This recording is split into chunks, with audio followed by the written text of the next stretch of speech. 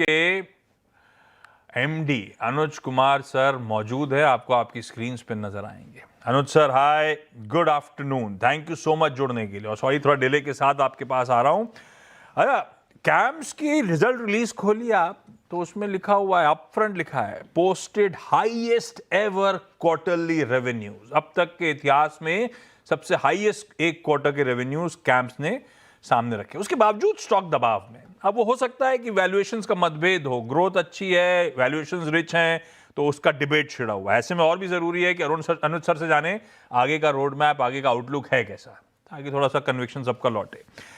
एक अनुज सर, एक कंसर्न ये कि हालांकि ग्रोथ मोमेंटम इंटैक्ट है, पर साल दर साल देखूं तो प्रॉफिटेबिलिटी मार्जिन थोड़े से स्क्वीज होते हुए।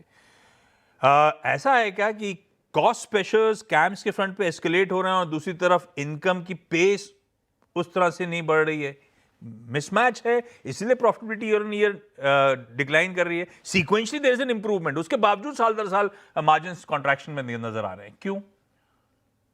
नहीं, ज़रूर। मेरे को इनवाइट करने के लिए शुक्रिया। मैं आपको थोड़ी सी बैकग्राउंड दे देता हूँ बिल्कुल कि सर। रिजल्ट्स हमारे हिसाब से काफ़ी सॉलिड हैं। आज से 3 क्वार्टर पहले हमने एक बड़े कॉन्ट्रैक्ट में प्राइसिंग रीसेट लिया था। उस प्राइसिंग रीसेट के बाद हमने थोड़ा सा drop in revenue and drop in absolute EBITDA देखा था।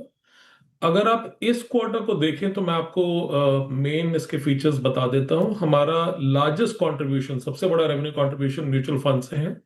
85% रेवेन्यू वहां से आता है। वहां पे मार्केट में जो भी हुआ है उसके बावजूद इस क्वार्टर में एसेट्स 18% बढ़े हैं साल दर साल। क्वार्टरली एसेट्स 5% बढ़े हैं। तो सेकेंड क्वार्टर से थर्ड क्वार्टर में एसेट्स 5% बढ़े हैं।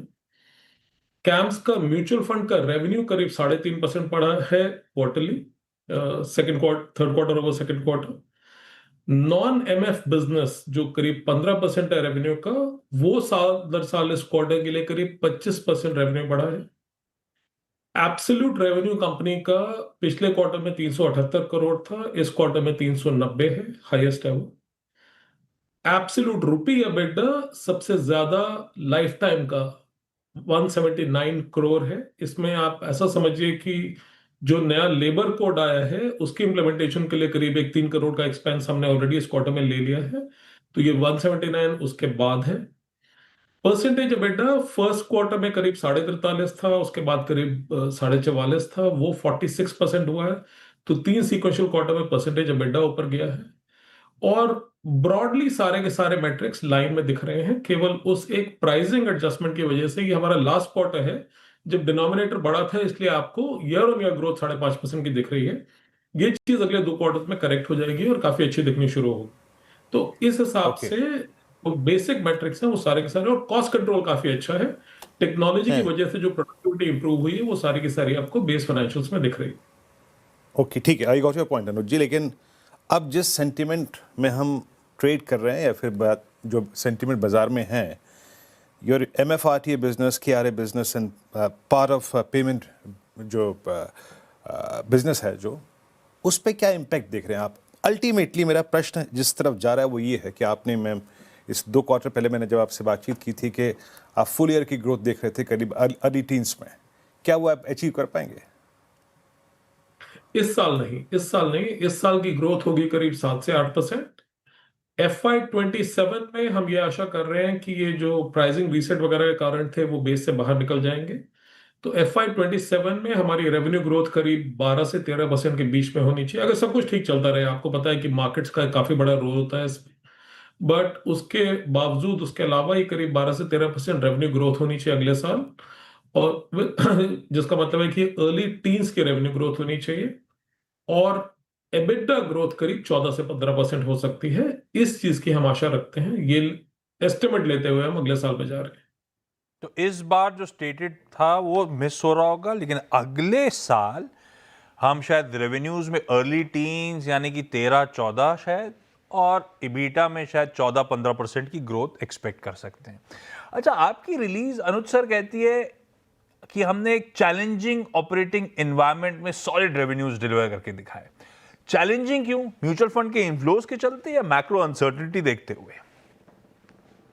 आप ऐसा समझिए कि अगर आप 10 साल के एवरेज लेते हैं तो म्यूचुअल फंड एसेट्स करीब 20% बढ़े हैं हर साल।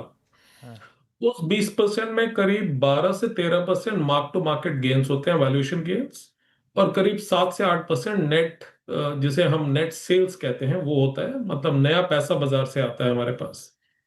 इस साल क्या हुआ है कि 12 से 13% मार्क टू मार्केट गेन्स नीचे रहे हैं, उतने मार्क टू मार्केट गेन्स नहीं हुए हैं, वो आपको भी पता है, आपका शो भी कह रहा है। पर नेट सेल्स काफी सॉलिड रहे हैं। अगर आप हर महीने या हर क्वार्टर में देखिए तो एसआईपी कलेक्शंस करीब करीब हर क्वार्टर में बढ़ी है।